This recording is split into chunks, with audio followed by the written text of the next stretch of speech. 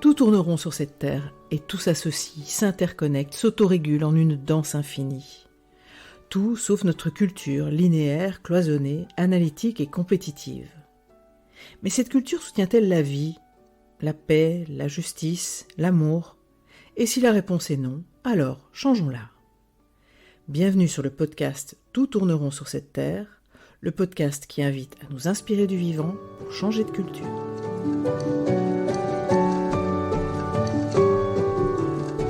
Je suis Marine Simon, grande amoureuse du vivant et facilitatrice en intelligence collective et gouvernance participative. Je suis aussi l'auteur de l'ouvrage collectif Tout tourne rond sur cette terre, nous sommes les seuls à l'ignorer. Mon postulat y est que l'ensemble des crises que nous vivons actuellement est dû à notre représentation du monde, aux croyances qui sous-tendent notre culture et aux actions qui en découlent. Dans ce podcast, nous explorons avec des chercheurs et chercheuses du vivant ce qui en fait les principes pour nous inspirer dans le tissage d'une nouvelle toile culturelle qui soutiendrait la vie. Ce podcast s'adresse à notre tête, mais aussi à nos sens et surtout à nos cœurs.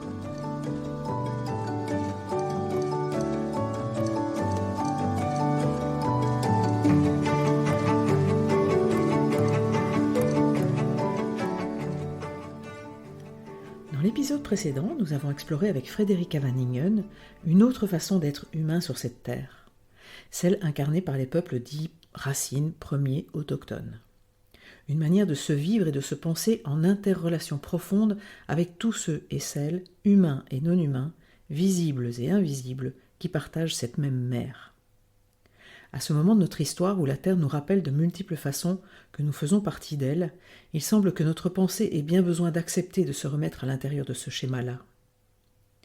Et puisqu'il est souvent plus aisé de partir de soi, de sa propre expérience, je vous propose d'explorer dans ce nouvel épisode en quoi les cycles, les rythmes, les interrelations génératrices de vie sont aussi profondément inscrits dans la chair de notre espèce, dans notre première terre, nos corps, et en particulier dans celui des femmes. En quoi, au-delà de toute question de genre et d'adéquation à l'incarnation qui est la nôtre, ce qui se passe dans le corps des femmes est l'expression d'une véritable sororité avec notre planète. J'accueille pour ce nouvel épisode Fredo Braun, journaliste et anthropologue de formation, engagée dans le secteur associatif et l'éducation permanente. Elle est également formatrice en gestion naturelle de la fertilité et animatrice d'ateliers d'autosanté pour les femmes.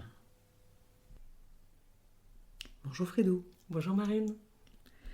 Alors Fredo, je vais te poser les mêmes questions que celles que je pose à tous les invités, toutes les invitées de ce podcast. D'où as-tu envie de parler ? De quel endroit de toi ? De quel vécu ? De quel moment dans ta vie ?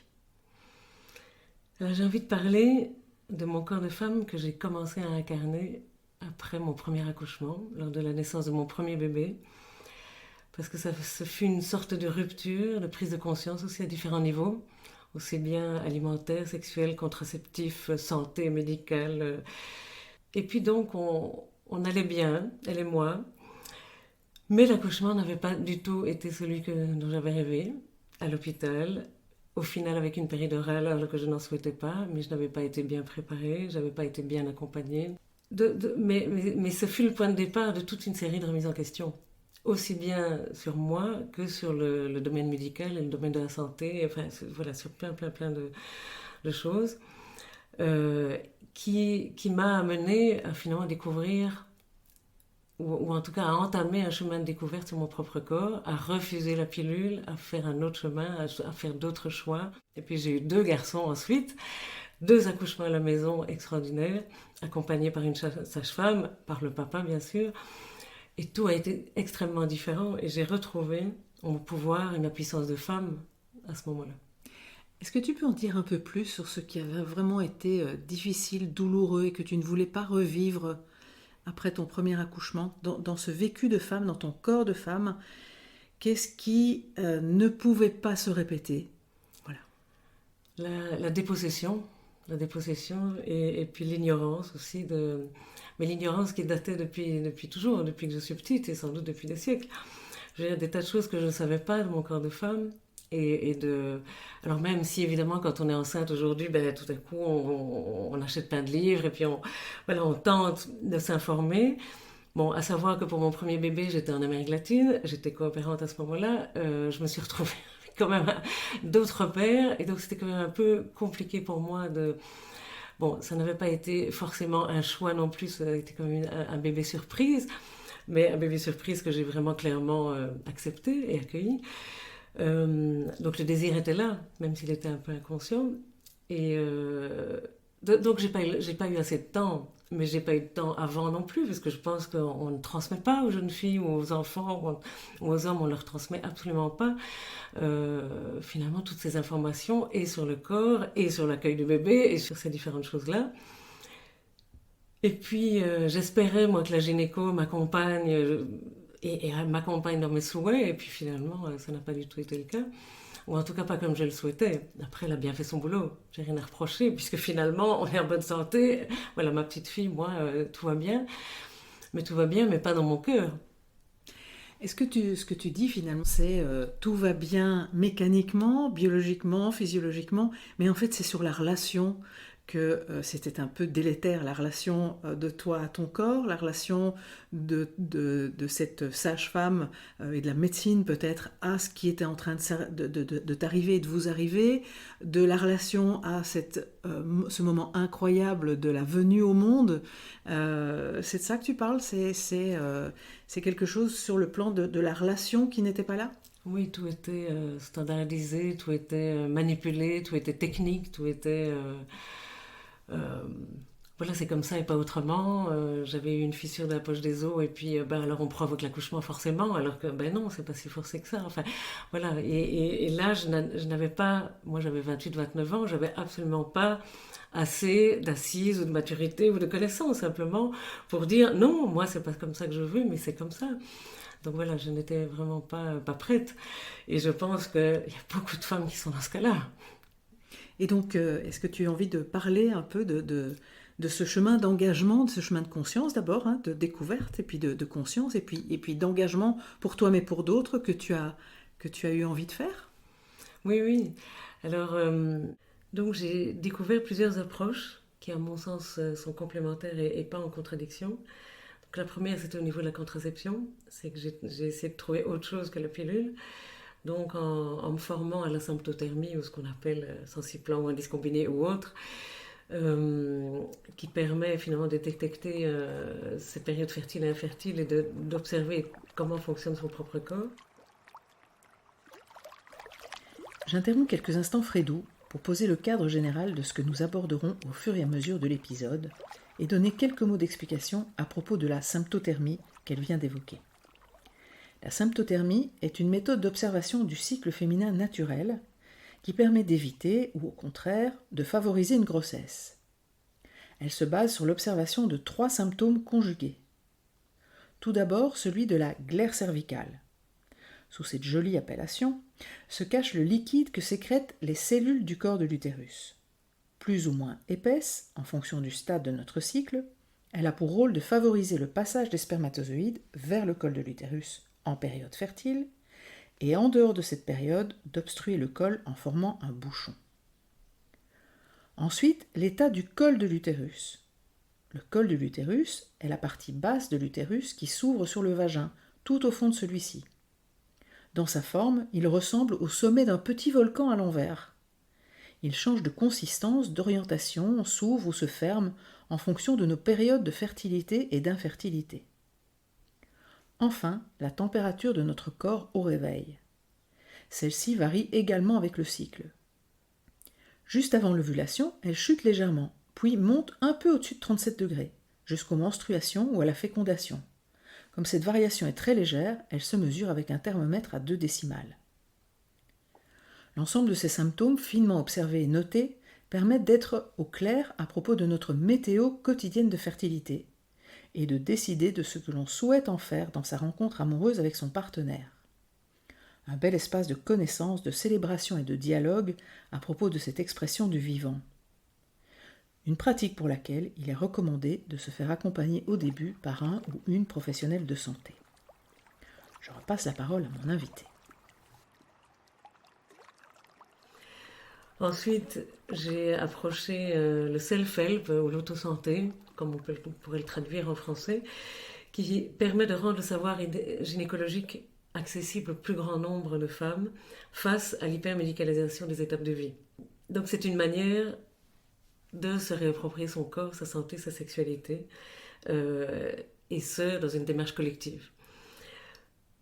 Ensuite, il y a une approche un peu plus spirituelle ou un peu plus de développement personnel, qui est une redécouverte de son cycle, en phase avec celui de la Lune, de la Terre, en phase avec les saisons, et en phase avec les fameux archétypes qui ont été diffusés surtout par Miranda Gray, la sorcière, la vierge ou la jeune fille, la mère, l'enchanteresse, et tous ces archétypes qui viennent de différents contes, différentes mythologies, de récits qui sont liés à ces différents cycles de la nature. Alors je te propose qu'on aille voir ces différentes étapes, que tu nous emmènes surtout sur ce chemin au fur et à mesure de cet épisode. Pour ma part, j'aime à dire que le vivant a prévu pour notre espèce qu'elle soit constituée de 2 sexes différents, et que c'est la réunion de ces 2 sexes différents qui lui confère le pouvoir de créer elle-même de la vie. En plus de ça, il se fait que le vivant nous a créés avec de la conscience, avec cette capacité de prendre du recul, d'apprendre, d'évoluer psychiquement, tout autant que physiquement et mentalement.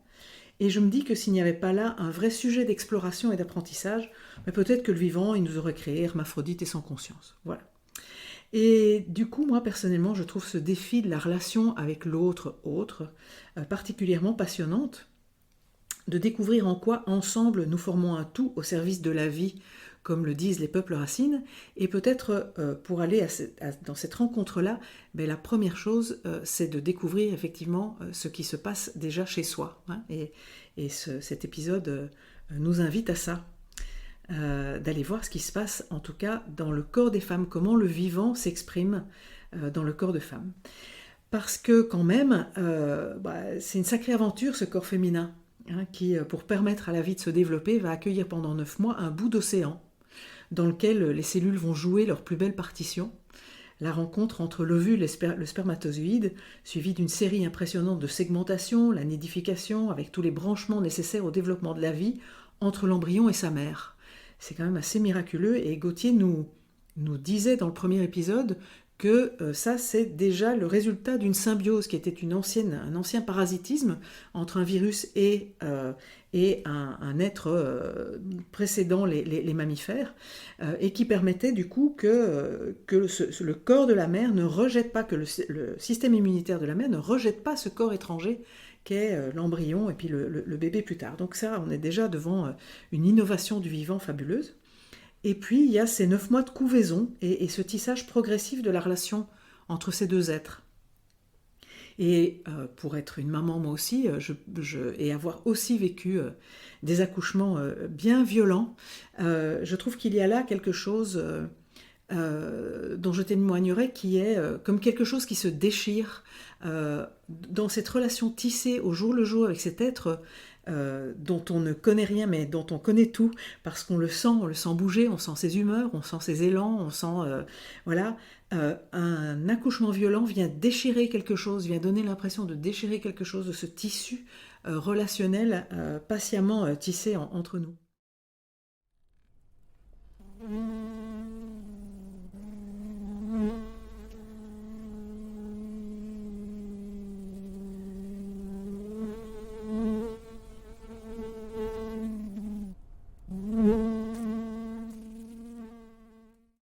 Il y a eu à un moment quelqu'un qui s'appelle Ernst Haeckel, fin du 19e siècle, qui avait développé une théorie de la récapitulation, qui était biologiste, et qui tentait de prouver que l'embryon repassait par les mêmes stades de développement que ceux qui avaient mené à l'espèce humaine. Voilà, cette théorie était réfutée, mais il faut bien avouer qu'avant de ressembler à un humain ou une humaine, nous ressemblons quand même fortement à un tétard, une crevette ou une larve de poisson. Et finalement que l'incontournable, c'est que finalement l'eau dans laquelle la vie sur Terre s'est développée reste notre premier milieu d'appartenance. Ça continue, on continue à naître dans l'eau. Hein, notre vie humaine naît dans ce milieu-là. Et du coup, j'aimerais plonger avec toi dans les différents mouvements qui animent le corps des femmes tout au long de leur vie, même si elles ne portent jamais d'enfants, et puis en dehors de certaines exceptions.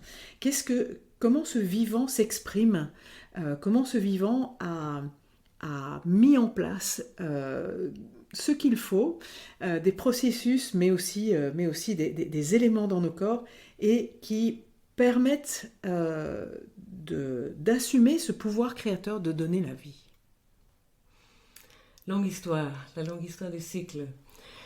Alors le cycle est un mouvement, dans le corps des femmes, millénaire, que toutes les femmes connaissent, ou presque, on pourrait nuancer, qui, même s'il n'a pas 28 jours, puisque 28 jours c'est un peu le côté standard, mais qui est relié au cycle de la Lune, aux saisons de la Terre, aussi bien le printemps que l'été, que l'automne, que l'hiver, et bien à l'intérieur de ce grand mouvement, qui commence à la puberté, qui se termine à la ménopause, même si on sait bien qu'il continue de manière énergétique par la suite, et que finalement une femme qui n'a plus d'utérus, par exemple, même très jeune, le cycle aussi continue de manière un peu plus énergétique.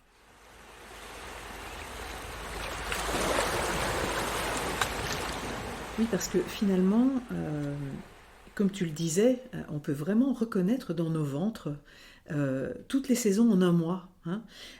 On pourrait se dire que le printemps, mais c'est la préparation de l'ovocyte dans les ovaires et l'ovulation, un peu comme au printemps, quand les bourgeons sont prêts à éclore, quand les fleurs sont encore en bouton et puis qu'elles éclosent, et que la paroi de l'utérus s'épaissit pour accueillir l'œuf éventuel. Que s'il y a fécondation, c'est peut-être un long été de 9 mois qui se prépare, avec le fruit qui mûrit. Et que s'il n'y en a pas eu, la paroi de l'utérus s'apprête à se désintégrer et à passer à une phase automne, puis hiver. Et c'est effectivement cette période des règles ou lune, où l'on ressent fortement en soi l'envie de se rouler en boule autour de ce corps qui lâche le processus de préparation d'accueil de la vie, en fait, et qui fait comme un deuil. Et ce corps ne s'arrête pas là. Chaque mois, il recommence. Chaque mois, il croit en le printemps. À peine les règles terminées, le cycle suivant se prépare. Et moi qui anime des ateliers de travail qui relient pour femmes, je sais que cette comparaison, j'ai vu chez des femmes que cette comparaison les touche beaucoup, mais qu'elles mettent souvent du temps à se rendre compte qu'effectivement c'est ça qui se passe à l'intérieur d'elles. Et je sais que tu peux aussi nous raconter comment tout ça, comment on peut se rendre compte de ça encore plus finement en fait. Comment on peut se mettre en contact encore plus finement avec cette horloge interne, avec cette saisonnalité interne. Oui, effectivement, une saison qui est faite de deuil et de renaissance.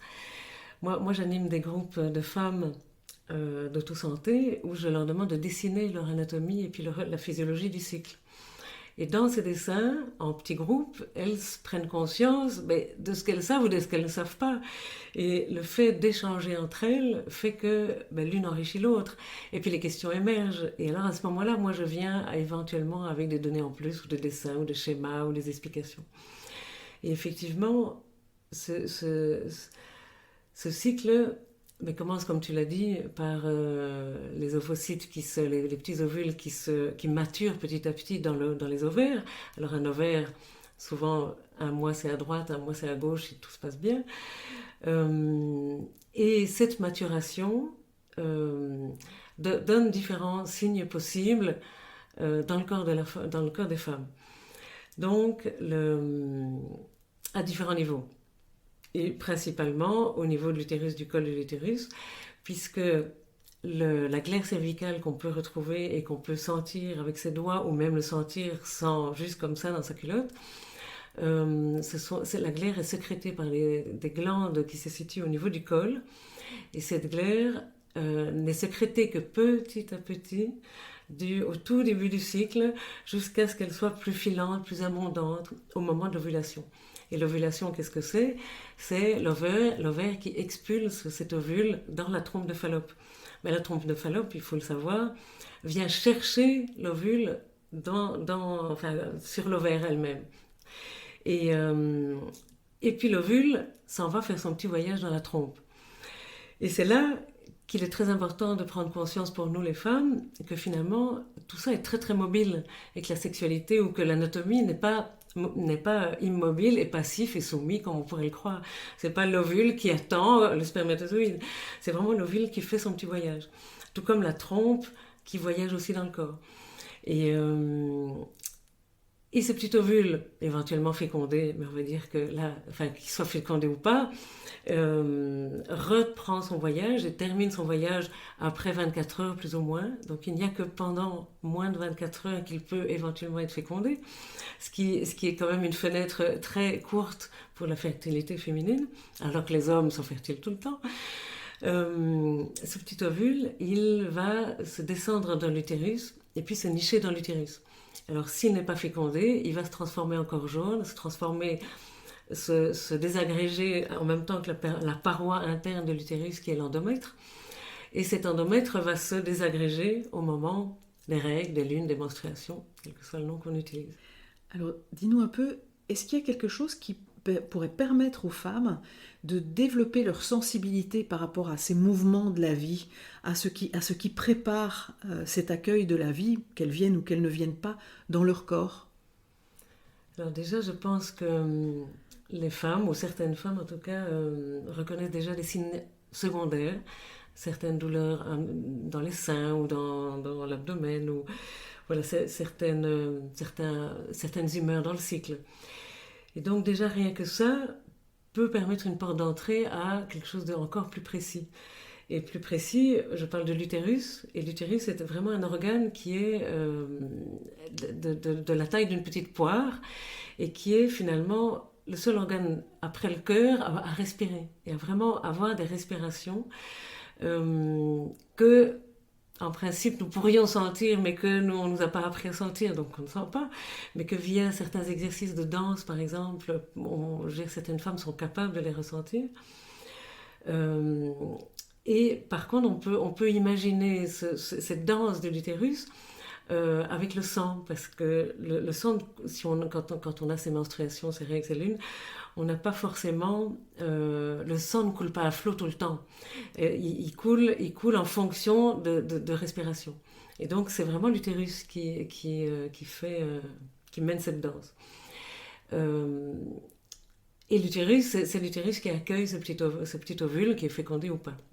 Donc, au bout de l'utérus, pour la connexion dans le vagin, se situe le col de l'utérus. Ce col de l'utérus dont on entend souvent parler à l'accouchement, puisqu'il s'ouvre pour laisser passer la tête du bébé. Mais en dehors de l'accouchement, ce col de l'utérus se modifie et on peut chacune en prendre conscience au bout de ses doigts. Le premier jour, quand ce sont le moment des règles, des lunes ou des menstruations, eh bien en fait le col est relativement ouvert pour laisser passer le sang. Mais quand le sang se termine, le col se referme, se redurcit et se rabaisse. Et il prend une position plus ou moins perpendiculaire au vagin. Évidemment, c'est une image mathématique, mais qui n'est pas, qui est nuancée évidemment chez chaque femme, ou dans le corps de chaque femme.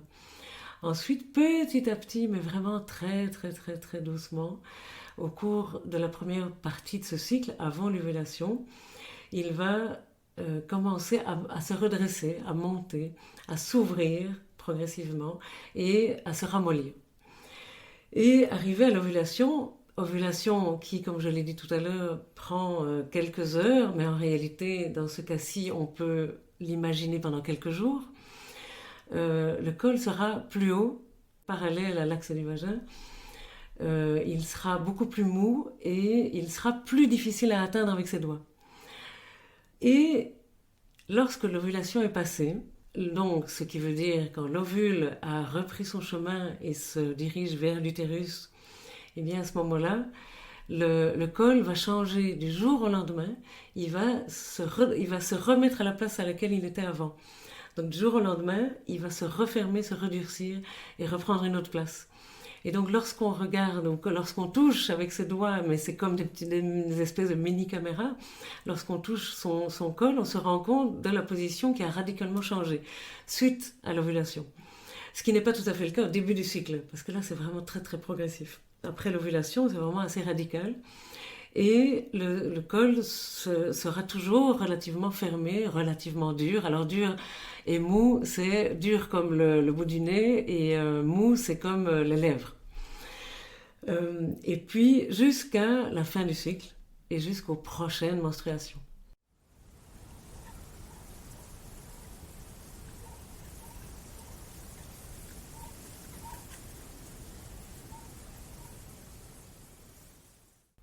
Donc en fait, ce que tu dis, c'est que cet utérus se prépare non seulement à l'intérieur, mais prépare sa porte d'entrée. C'est un petit peu comme si au début du cycle, la porte était fermée, et puis plus on va vers l'ovulation, plus la porte s'ouvre, plus voilà, l'accueil d'une possible fécondation est là. Et puis une fois que l'heure est passée, l'heure c'est l'heure, et le col de l'utérus se revient dans sa position initiale. Exactement. Et moi, l'image que j'ai quand tu en parles, c'est un peu comme un balancier en fait. Et j'ai aussi, moi, découvert ce planning familial naturel parce que mon corps ne supportait aucun autre mode de contraception. Et je me souviens que quand je me suis formée à ça, j'ai été formée à ça, j'ai ressenti une immense colère en fait. Une immense colère de ne pas savoir ça. Une immense colère de ne pas être au courant de cette merveille dans mon corps qui est capable de me dire où j'en suis, si je suis plutôt en risque de fécondation ou pas, ou en chance de fécondation ou pas, et que finalement je me disais, mais chaque fois que je suis allée chez le gynécologue, en fait, chaque fois qu'on m'a mis un spéculum, il le voyait, il devait voir où j'en étais. Mais sauf que ce savoir-là qui est énorme, n'était absolument pas transmis, et ça m'a provoqué beaucoup de colère, comme si quelque chose qui se passait dans mon corps m'était volé. Oui, exactement. Mais cette transmission, c'est un peu mon engagement aujourd'hui. Et je pense que les ados ont du mal à accueillir aussi cette information-là parce qu'elles ne sont pas toujours prêtes, voilà, à recevoir. Maintenant, je crois que c'était la société entière qui fait qu'on ignore tout ça et qu'on laisse bien les femmes dans l'ignorance. Et donc, il y a de la colère chez certaines femmes. Et il y a aussi des femmes qui, tout à coup, à se sentant, me disent « Waouh, mais c'est extraordinaire, je ne le savais pas ». Mais simplement le fait de redécouvrir son col, parce que ça, c'est quand même jusqu'à la fin de sa vie, même s'il n'y a plus de cycle, il y a quand même toujours le col. Et donc, rien que ça permet... Je me souviens d'une femme qui me disait « Ah ben, au moins, je ne vais pas mourir bête ». Voilà. Et puis, pour les petites jeunes femmes qui n'ont pas encore eu d'enfants, ben, elles se rendent compte de toute la magie qui existe aussi à l'intérieur de leur corps. Et je me souviens d'une qui m'a dit, mais moi, la première fois que j'ai ressenti, enfin que j'ai touché mon col dans mon vagin, parce que peut-être qu'elle mettait une coupe menstruelle ou un tampon, tout à coup, elle a eu peur. Elle croyait que c'était une excroissance tout à fait anormale, que c'était un cancer, et donc elle en a eu très très peur, alors qu'on lui avait simplement pas dit. Donc c'est terrible.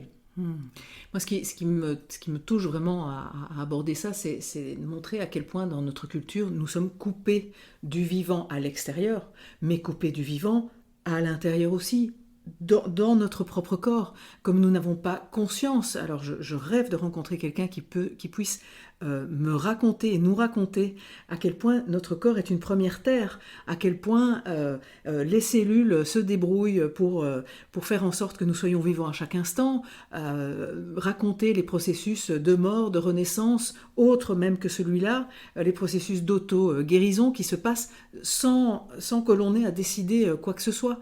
Voilà. Et moi, effectivement, cette découverte de cette expression de la sororité de la terre à l'intérieur de nos ventres me semble extrêmement importante. Et quand on regarde chez les peuples racines, eux qui ont une culture vraiment enchevêtrée au vivant et à leur appartenance à la terre, on voit bien qu'ils ont aussi une autre manière d'aborder ça.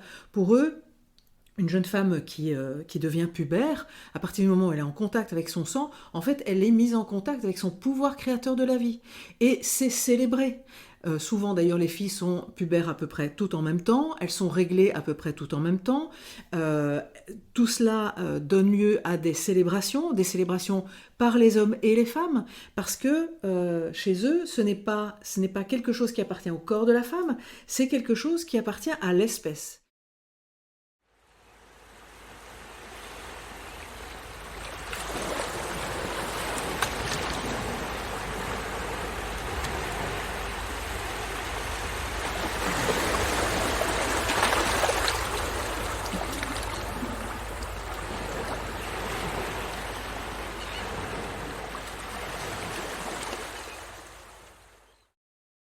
on est tous émerveillés au printemps, de voir les butineurs dans les fleurs, de voir les petits poussins, les petits canards, les bébés. On est tous émerveillés de ça. La question du rapport sexuel est une grande question, voilà, chez nous aussi. Mais alors, tout le processus autour, on l'a vraiment complètement mis au banc, au point que vraiment, enfin, je revisionnais encore pour préparer cet épisode, ce film, ce documentaire fabuleux de Diana Fabianova, qui est réalisatrice slovaque et qui s'appelle The Moon Inside You et qui montre à travers le monde, elle a interviewé des personnes, des hommes, des femmes, un peu partout sur le globe, sur la question des règles et à quel point ce processus-là, ce processus de cette vie qui, voilà, l'œuf n'a pas été fécondé, eh bien c'est pas grave, on lâche, il y a un deuil il y a un deuil qui est fait. Ce processus-là et tout ce qui tourne autour de ce pouvoir créateur de l'espèce est déconsidéré en fait. Mais au point où ce que j'entendais, c'était que dans certains coins du monde, on dit que c'est une maladie, hein, le fait d'avoir ces règles, c'est une maladie, ou même une malédiction, que un interviewé racontait que chez lui, il y a une croyance qui dit que les femmes réglées ne doivent pas porter dans leurs bras des bébés parce que elles peuvent potentiellement leur passer des maladies et des maladies mortelles.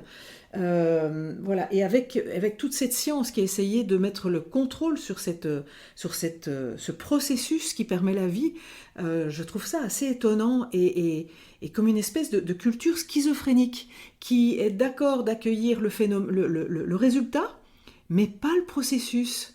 Voilà, voilà. Je ne sais pas si tu as envie de partager quelque chose sur ce sujet. Oui, je pense qu'il y a encore beaucoup, beaucoup de tabous et d'interdits. Effectivement, en relation aux menstruations et à la puberté. Ça me fait penser à deux choses. Un retour un peu historique à l'époque de la chasse aux sorcières et à un livre, Federici, Caliban et la sorcière, je ne sais pas si tu le connais, qui montre comment le capitalisme est né à la même époque que la chasse aux sorcières et que c'est là que se situe le trou et la cassure de la transmission entre femmes et entre générations. Donc, outre la naissance du capitalisme, la propriété privée, etc., on montre comment le patriarcat a détruit la sororité entre femmes. Et je pense que c'est à ce moment-là qu'on a tenté de cacher finalement ce qui se passait aussi à l'intérieur d'elle. Et c'est là que le tabou de la sexualité, le tabou des règles, le tabou même de la maternité, enfin, etc.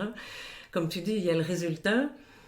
Et le résultat, c'est le bébé, c'est quoi? C'est la force de travail, c'est la future force de travail. Donc Federici a une analyse marxiste matérialiste, donc elle voit ça comme la reproduction de la force de travail. Donc c'est le contrôle, donc 16e, 17e siècle, c'est le contrôle des corps, et dans le corps des femmes, c'est le contrôle de l'utérus. Oui, oui, qui dit contrôle dit souvent, alors on ne cherche le contrôle, on sait bien ça dans nos vies, hein, que quand on a peur de quelque chose. Hein. Si on n'a pas peur, on ne cherche pas à contrôler. Et dans ce documentaire toujours de Moon Inside You, plusieurs interviewés qui disent qu'effectivement, qui posent la question du pouvoir des règles, des pouvoirs des lunes. Les peuples racines, ils appellent ça les lunes, hein, puisqu'elles sont vraiment en lien avec ce rythme de la lune. Et que finalement, ce pouvoir, mais dans le film, une interviewée dit, mais finalement, lors de ces règles, c'est comme si le voile entre le conscient et l'inconscient des femmes était plus ténu. Et comme si les femmes avaient accès à des choses beaucoup plus profondes de l'ordre de leur inconscient, de leurs intuitions, de leurs perceptions. Et c'est ce qui fait dire chez nous, oh, elle a ses règles, de façon péjorative, et qui de nouveau chez les peuples racines est plutôt utilisé en fait. Les femmes qui sont réglées, si elles sont réglées ensemble, se réunissent pendant une semaine à l'écart de la communauté, ont des visions, parce qu'elles sont effectivement à cette frontière entre le conscient et l'inconscient, et ramènent ces visions pour la communauté au bénéfice de la communauté. Voilà, elles ont peut-être eu l'intuition qu'une saison va être sèche ou difficile, voilà. Et là, on en fait quelque chose. Alors que chez nous, toute cette partie-là, et finalement, tout ce qui se passe dans ce corps féminin, a vraiment été frappé d'interdits, de silence, de honte. Et du coup, c'est tout le pouvoir créateur du féminin qui nidifie, du féminin sensible, du féminin qui ressent, du féminin qui accueille, qui a été complètement dévalorisée et dont on a vidé en fait notre culture. Complètement, comme tu le dis, c'est une revalorisation ou une valorisation chez les peuples racines au premier. Et puis c'est une dévalorisation, une disqualification du genre féminin ici dans notre société occidentale. Disqualification, ben, comme on l'a dit, qui fait du mal autant dans l'ignorance que dans les conséquences finalement de nos choix de vie aussi.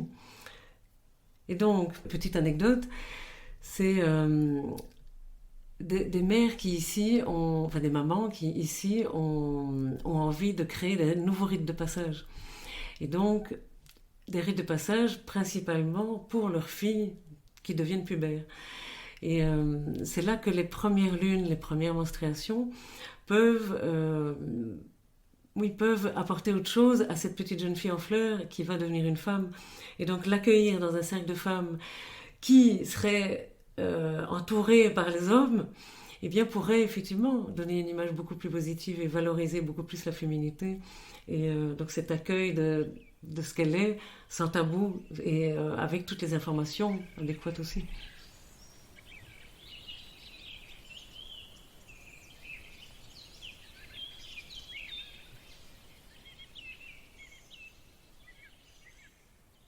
Alors ces rites de passage, ben, je crois, sont inventés de part et d'autre de manière très disparate.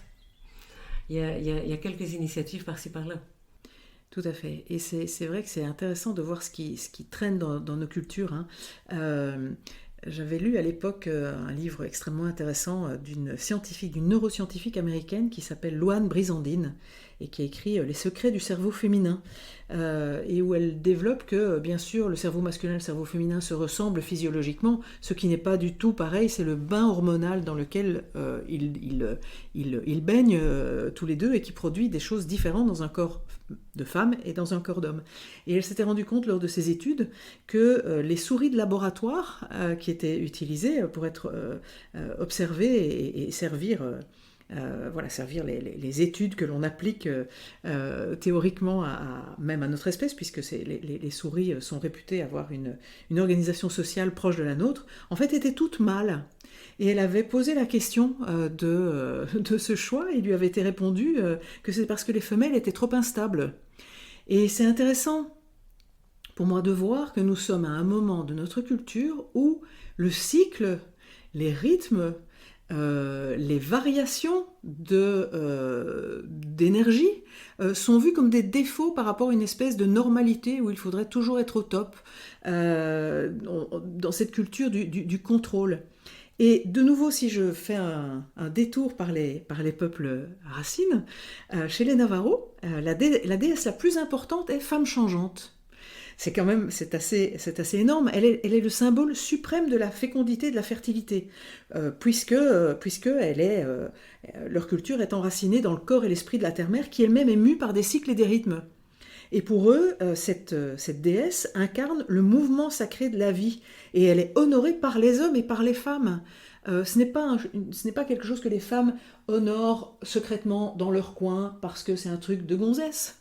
Non, c'est le principe même de la vie et de son mouvement, de ces vagues permanentes qui sont la normalité sur cette terre, hein. On l'a vu avec Gauthier, on l'a vu avec Hervé. Voilà. Et donc moi je me pose vraiment la question de comment on fait pour reprendre le chemin, comment en tant que femme, puisqu'effectivement ça se passe, Frédérica le disait, hein, c'est vraiment chez les peuples racines quelque chose qui est conscientisé. Bien sûr, il y a le corps de l'homme, le corps de la femme. Dans le corps de l'homme, il y a aussi des cycles, j'ai appris, mais qui sont moins perceptibles. Et donc, on est vraiment sur une incarnation de cycles dans le corps de la femme qui, pour moi, constitue un chemin pour l'espèce, un chemin pour reprendre conscience. Et donc, comment les femmes peuvent effectivement opérer ce retournement, cette révolution, c'est-à-dire ce retour à cette origine qui se passe dans leur corps à chaque minute, chaque jour. Elles peuvent être en contact, elles peuvent prendre soin de ça, elles peuvent être à l'écoute de cette formidable terre en fait qu'elles portent à l'intérieur d'elles-mêmes.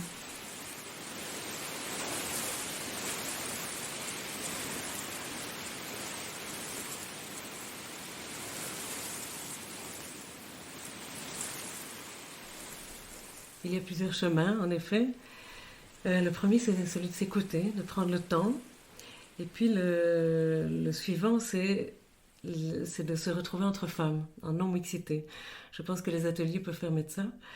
Les ateliers d'auto-santé ou de self-help, tels que je les anime ou tels que d'autres les animent, dont l'association Femmes et Santé ou mon association Corps Écrit. Parce que ça peut permettre de se réapproprier des connaissances, des informations. C'est une manière de promouvoir la santé, la sexualité, c'est reconnaître surtout ses propres compétences et les valoriser dans une optique d'autonomisation. Et donc c'est aussi, dans un environnement global, identifier les déterminants de santé spécifiques aux femmes selon leur environnement, leurs conditions sociales de vie, etc. Et puis c'est en agissant sur ces déterminants qu'on va renforcer la solidarité entre femmes, la sororité, qui est un facteur essentiel au niveau de la santé globale d'ailleurs. Et cela permet de proposer des alternatives à la médicalisation. Même si on ne rejette absolument pas le médical quand on en a besoin, c'est important de baser finalement son savoir sur sa propre expérience, puisque chaque femme est experte de sa propre expérience. C'est vraiment là-dessus qu'on se base. Donc ça nous permet de remettre en cause certaines normes, ça nous permet de déconstruire des idées reçues, et donc rien que dans un atelier entre femmes d'observer, de faire un dessin ou d'observer ses organes génitaux, permet de délier les langues et permet de parler du quotidien, des difficultés qu'on a, des violences subies, des remises en question qu'on peut se poser, etc. Et ça peut donner lieu à une intimité retrouvée à soi, mais aussi aux autres. Donc je parlais de l'auto-santé. Et bien, ce qui est devenu en quelque sorte l'outil emblématique de ce mouvement, alors mouvement qui date des années 60-70 pour une réappropriation de son corps, en effet, qui se faisait en marge des luttes pour la contraception et pour l'avortement. Aujourd'hui, cet outil, c'est l'auto-examen ou l'auto-exploration, qui se fait avec un spéculum en plastique, un miroir et une lampe de poche. Mais surtout, ça ne se fait pas seul dans sa chambre, ça se fait en collectif, ensemble. Et c'est souvent l'occasion pour une femme de voir pour la première fois sa vulve, son vagin, son col de l'utérus, et de voir ceux des autres. Alors après, ça se fait dans une ambiance conviviale, ça se fait dans une bienveillance totale. Et chaque femme peut évidemment donner ses besoins, exprimer ses limites. Donc il y en a qui ne veulent pas qu'on regarde, il y en a qui au contraire, tout à coup elles me disent bon je vais faire ça dans mon petit coin, et puis tout à coup quand elles découvrent, c'est venez voir, c'est extraordinaire. Et donc tout à coup elles découvrent la petite fossette du col de l'utérus. Ou bien on a pu voir le sang, les perles de sang qui coulent. Il y a quelque chose d'extraordinairement beau. Alors parfois très, très cru, mais tout aussi beau qu'une fleur au printemps. Et donc ça permet aussi une prise de conscience de la diversité physiologique des femmes. Il n'y a pas qu'une seule femme, et c'est pour ça que je ne parle pas de la femme, mais bien des femmes. Oui, et puis je pense que dans ce qui pourrait participer de la modification de notre culture, et une culture qui soutiendrait la vie, qui soutiendrait la paix, mais il y a d'imaginer une autre alliance entre ces deux incarnations dans l'espèce humaine, l'incarnation dans un corps de femme, l'incarnation dans un corps d'homme. Mais pour que la rencontre ait lieu, il faut pouvoir se dire qui je suis, dire de quoi je suis porteur ou porteuse, dire ce qui est beau en moi, dire ce qui est plus difficile en moi, pour pouvoir s'incliner l'un devant l'autre et se reconnaître, et reconnaître ce qui est beau chez l'autre, ce qui est différent chez l'autre. Je pense qu'il n'y a pas d'autre possibilité pour retisser la relation que d'abord retisser la relation à soi. Et j'entends que ces ateliers permettent aux femmes de se reconnaître elles-mêmes parce qu'elles ont le miroir des autres femmes. Parce qu'une particularité, entre le XIIe et le XVIIIe siècle, on a beaucoup reproché aux femmes leur trop grande sensibilité, voire leur hystérie, mais le ressenti est notre voix, puisque nous n'avons rien sous les yeux. Tout se passe à l'intérieur de nous. Alors oui, avec un spéculoos en plastique et un miroir, mais si on n'a pas ces accessoires, et encore on ne voit qu'une toute petite partie, on est obligé de faire confiance à ce que l'on ressent.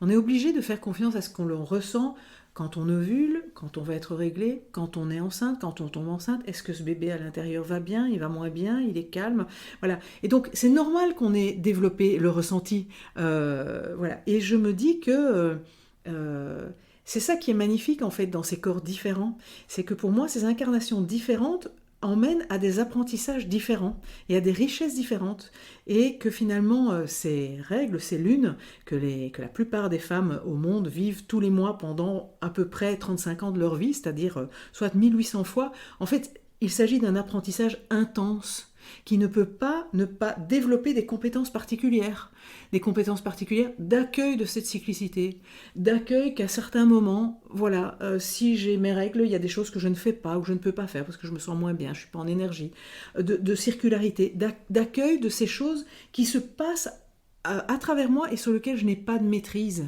C'est-à-dire aussi des capacités d'acceptation, de vigilance, d'intériorité, de sensibilité. Et que finalement, quand on regarde notre culture, on voit bien que ce sont des compétences particulières dont nous aurions bien besoin aujourd'hui pour nous remettre dans le schéma du vivant. Hein. Et que du coup, faire la boucle par le corps des femmes et ce qui se passe dans le corps des femmes, et ce féminin, la nature de ce féminin qui est rattaché à des compétences particulières parce que des expériences particulières, voilà, pourrait être extrêmement nourrissant pour notre culture. Et que cela s'exprime dans un corps de femme ou dans un corps d'homme, par une incarnation de femme ou par une incarnation d'homme. Voilà, cette sensibilité, cette attention au cycle, cette attention à la relation est ce qu'il manque à notre culture aujourd'hui. Et que voilà, cette boucle par cette particularité physiologique est extrêmement intéressante, et que si les femmes peuvent commencer à se mettre en contact avec ça, à en prendre soin, à le chérir, à lui donner de la valeur et non plus à le laisser caché sous des monceaux de honte, il y a quelque chose qui va changer dans notre culture. Oui, je pense que c'est une question de transmission aussi, de femme à femme, de mère à fille et de génération en génération.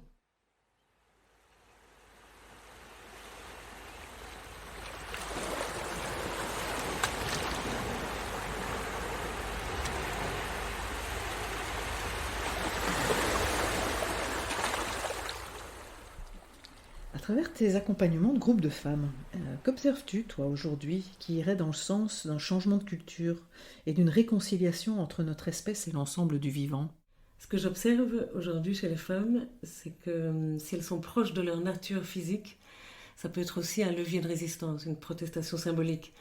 Et célébrer son sexe, son utérus, ses seins, souvent dégradés et transformés en objet de honte, comme on l'a dit, et puis leur donner aussi une place dans nos discours, dans nos paroles, eh bien ça peut permettre une véritable réappropriation de son corps. Parallèlement aux atteintes et à la destruction de notre environnement, si on peut se sentir proche aussi de ce qui se passe autour de nous, ou même de manière beaucoup plus globale ailleurs dans le monde. Et si on fait un parallèle entre son corps et puis le corps de la planète, là je pense que les femmes font de plus en plus ce parallèle. Et que depuis les années 2000-2010, il y a un renouveau, il y a un réinvestissement du corporel, de l'intime, notamment dans l'écoféminisme. qui permet finalement de reprendre, de relier, de retisser les thématiques corporelles dans notre monde aujourd'hui, qui va au-delà, qui va au-delà de la révolution sexuelle qu'on a soi-disant vécue dans les années 70. Aujourd'hui, finalement, cette dynamique d'émancipation continue et se parachève, espérons-le, parce que nous sommes en train de nous représenter de manière différente les règles, les lunes, les menstruations, mais aussi les maladies qu'on ignore depuis longtemps comme l'endométriose, la représentation des organes génitaux, le clitoris dont on voit enfin la taille et l'image réelle. La plupart des gens ne peuvent plus passer à côté aujourd'hui. La question du plaisir, mais aussi la question des violences sexuelles. Donc tout ça me donne l'espoir que finalement le corps et que notre société pourrait donner au corps une image et une valeur intrinsèque à lui, et pas seulement un corps qui peut être regardé ou touché. Et donc le rapport à soi, aux autres et au monde est nécessairement incarné, comme tu le disais, déterminé par le corps. Et pour moi, la réappropriation collective des savoirs est une véritable arme politique. Et finalement, comme je le disais dans un autre podcast, quand on ne connaît pas, on ne peut pas aimer. Quand on ne peut pas aimer, on ne peut pas prendre soin. Et quand on ne peut pas prendre soin, on ne peut pas être gardien. Et donc, l'idée, c'est vraiment de refaire tout ce chemin, de découvrir pour pouvoir aimer pour pouvoir prendre soin, et peut-être reprendre une place qui serait proche de celle des peuples racines pour notre espèce, c'est-à-dire gardien de ce vivant dont nous faisons partie, ce vivant dont nous sommes. Gardien, gardienne. Absolument. Merci Fredo. Merci Marine. Merci aux auditrices et aux auditeurs. À bientôt.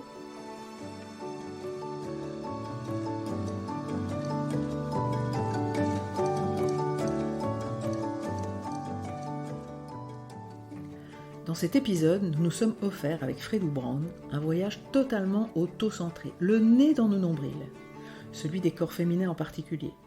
Nous avons exploré en quoi ces corps sont le théâtre d'une valse à 4 temps, si semblable à celle des saisons qui rythment la vie sur notre terre de part et d'autre de l'équateur. Et cela 12 à 13 fois par an. Et nous avons découvert que le vivant a prévu, au creux de nos ventres, de nous délivrer un bulletin météo quotidien de notre fertilité, que nous sommes encore bien trop nombreuses à ignorer. Au travers de ce témoignage, j'espère avoir réveillé en chacun l'émerveillement pour l'intelligence et la poésie du vivant jusqu'au creux de nous-mêmes. Le mois prochain, je vous proposerai un épisode de saison. Puisque nous serons en août, même s'il peut s'écouter à n'importe quel moment, je vous proposerai un temps méditatif, un temps hors du temps, ou plutôt une plongée dans le temps profond de notre histoire à toutes et tous, celle du vivant sur la terre. Et je vous partagerai comment les peuples amérindiens proposent de prendre soin de cet immense héritage. À très bientôt.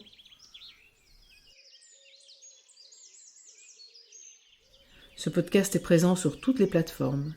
N'hésitez pas à vous y abonner et à en parler autour de vous pour tisser ensemble la toile d'une nouvelle culture. Le montage de cette série est assuré par ma complice Caroline Irigoyen, elle-même auteure du podcast Fréquence Collective, qui traque toutes les formes possibles d'intelligence collective.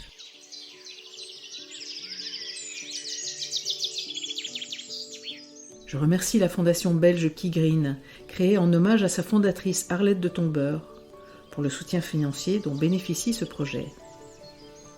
La mission de la fondation est de contribuer à la transition écologique, en soutenant des projets qui encouragent de nouvelles pratiques respectueuses des hommes et de l'environnement.